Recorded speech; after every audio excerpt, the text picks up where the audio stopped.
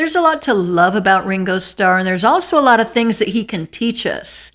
One of those things is how to succeed and get to the top seemingly without really trying. And I say seemingly because, of course, Ringo wanted to succeed and he wanted to get to the top, but he did it in his own way, not by insisting on it and not by, punching everybody else out of the way and doing all these crazy things to get attention.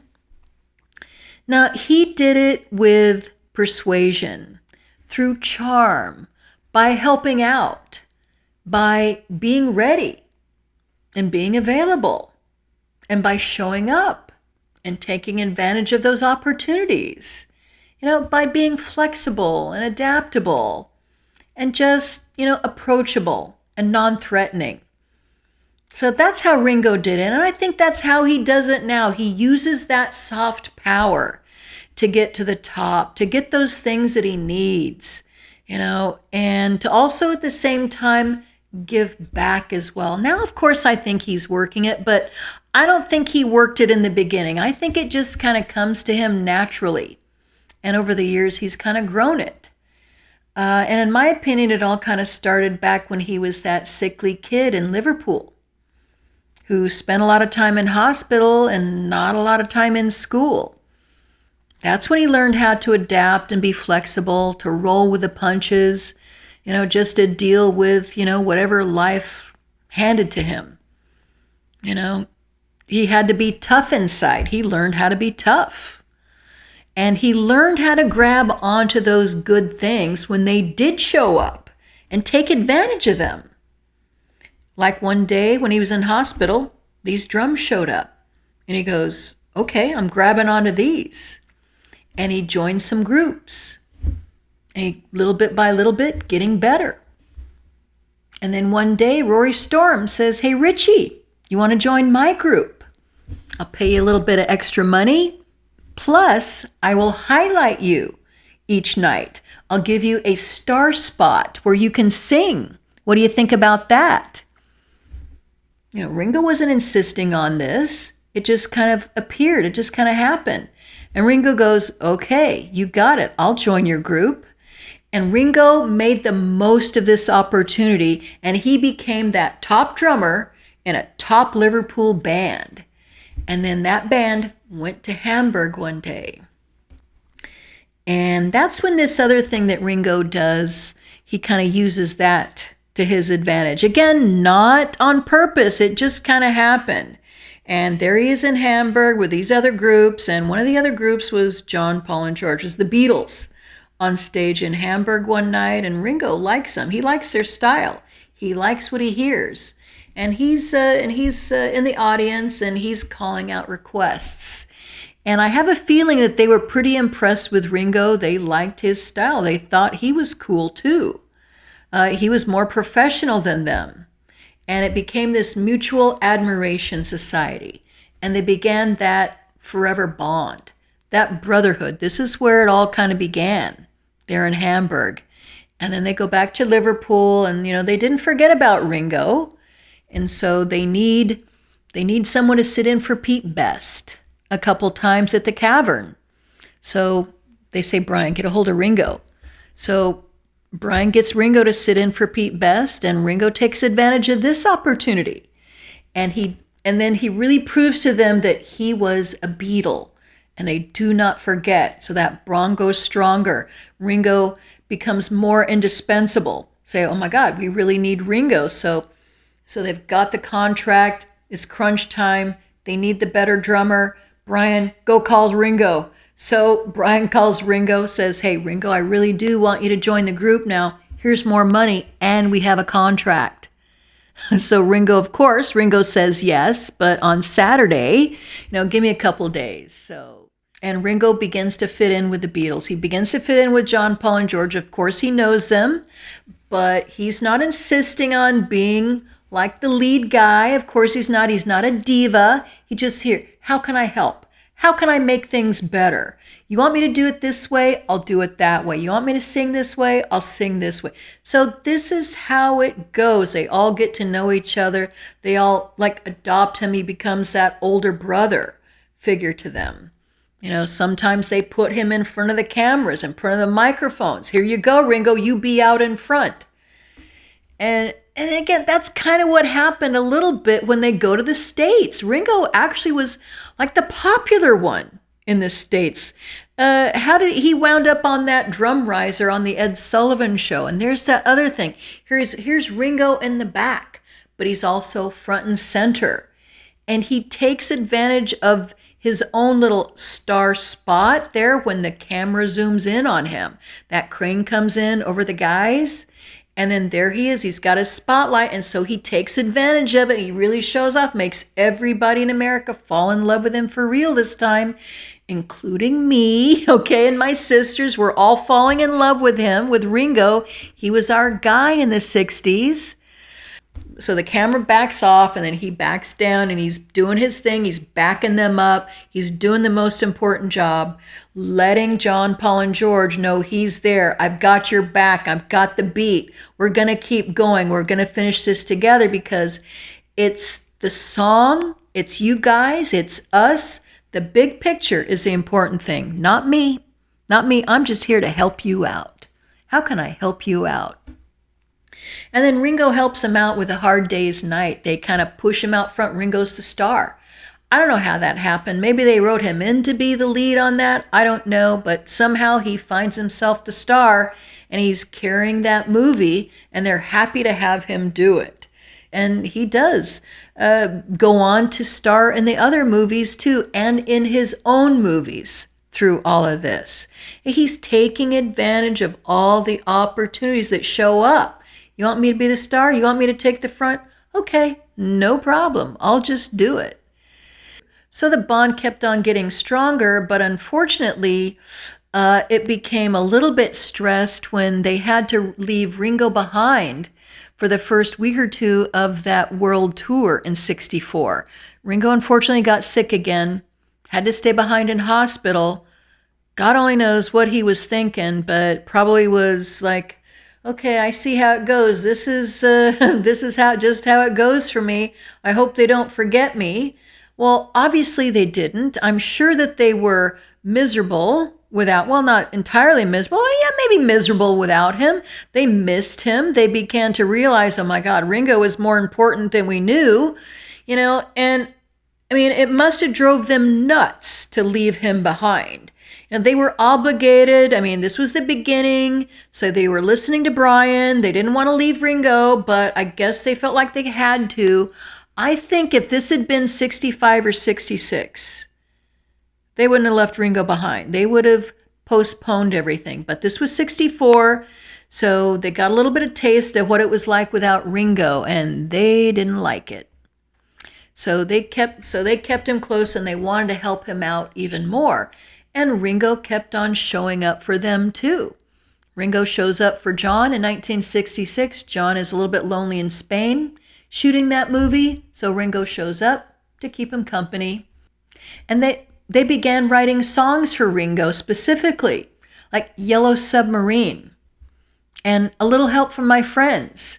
And they were there for Ringo. They wanted Ringo to do well. So they made Yellow Submarine pretty special. They made sure that Ringo could hit the note in Sgt. Pepper. And Ringo continued to be there for them.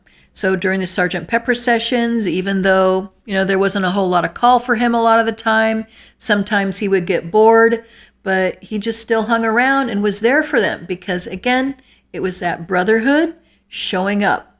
That was Ringo. I'm here. I have your back. I'm always here. I'm steady. And that is such an overlooked thing. And I think that's where a lot of his power came from.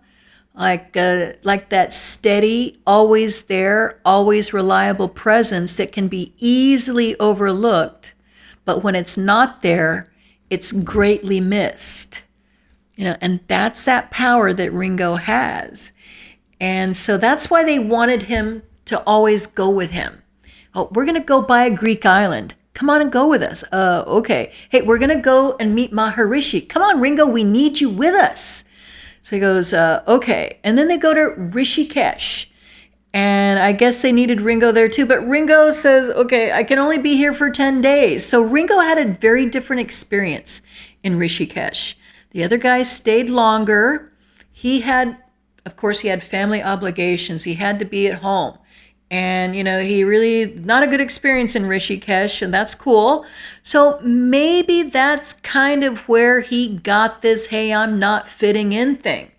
Because, Paul is off with Jane, John and George are here doing their meditation stuff, and he's over here, kind of saying, okay, like, what am I going to do? I've been there for you guys, and now, you guys are off going doing this other stuff.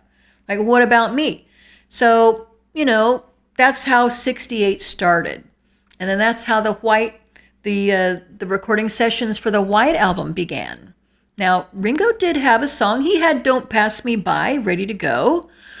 But, there was that little bit of discord that was going on. Ringo feeling maybe a little bit out of sorts, maybe not quite part of the group, and a little spread thin, with all of his different obligations.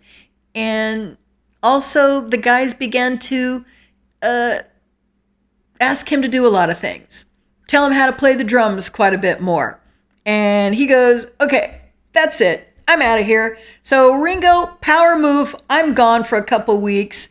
And I don't know, that probably surprised him and them that he was gone. And they do try. I mean, they're working. They got to work. They got to do their thing. So they do their best, but it's not the same. And they begin to realize, again, what it's like not to have Ringo around. In the meantime, Ringo's just chilling. He's writing Octopus's Garden, just gaining more power with that. He's got Don't Pass Me By. And now he's got Octopus's Garden. And I think he's also going to be shooting a movie here pretty soon over the summertime, too. He's going to be doing that. So he's got a few things, irons in the fire. He goes, hey, you guys don't need me? Okay, I got this other stuff going on. So Ringo can diversify. Ringo just kind of rolling with the punches here, being cool. So they're begging him to come back, and they decorate the drums with the flowers. They give him all the big old bear hugs when he comes back. They make him feel special, and he just kind of takes it all in. I mean, he absolutely deserves it. And he nails the rest of the White Album. He gets that song on there that he wrote, Don't Pass Me By. Like his song, his way, they back him up. And he probably begins to realize and understand how much power he really does have. Maybe he did a little bit, maybe he got a little bit of inkling of it.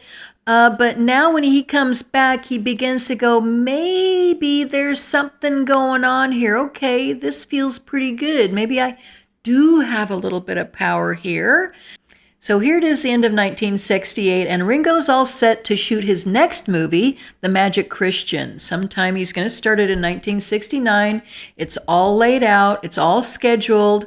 And then they come up with this other project. The Beatles come up with this other project they want to do, the Get Back sessions, but they have to make it work around Ringo's schedule.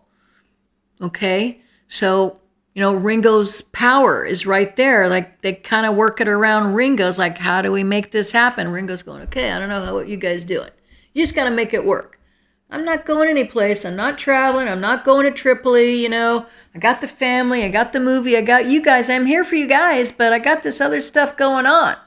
Okay, so I'll do just about whatever you want, okay? But I also got to do the movie. So I'm putting my foot down, and that foot's not coming back up. So Ringo is beginning to use that power a little bit. He's not overusing it because he does seem to wobble a little bit in the middle there. He says, maybe I'll go, maybe I won't. But of course, in the end, they don't go, which is great. I'm glad that they don't go.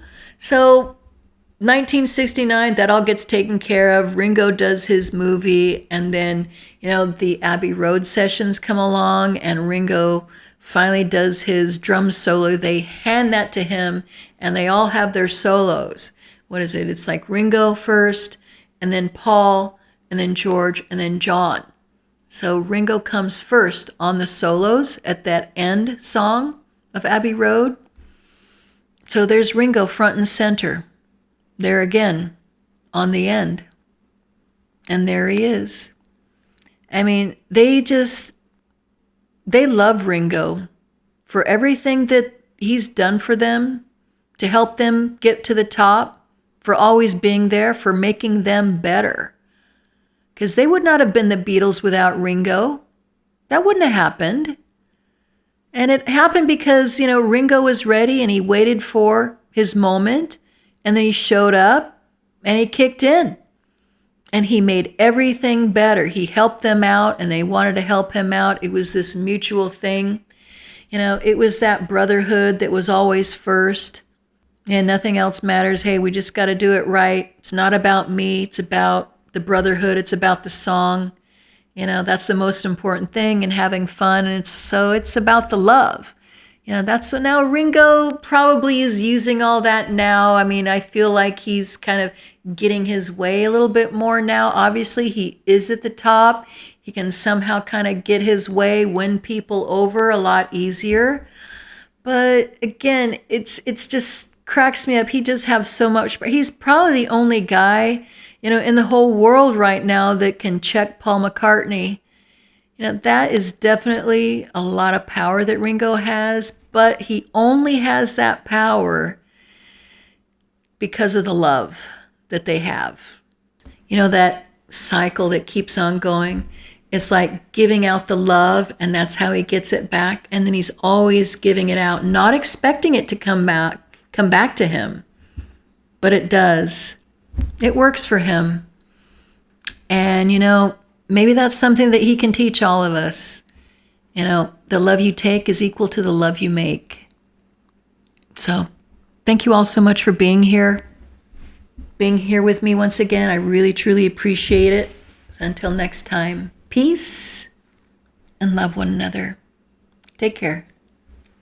Even after the breakup, they're all wanting to help Ringo out because during the time of the Beatles, he was always there for them, helping them out, being there for them, making their lives better, being absolutely crucial and indispensable.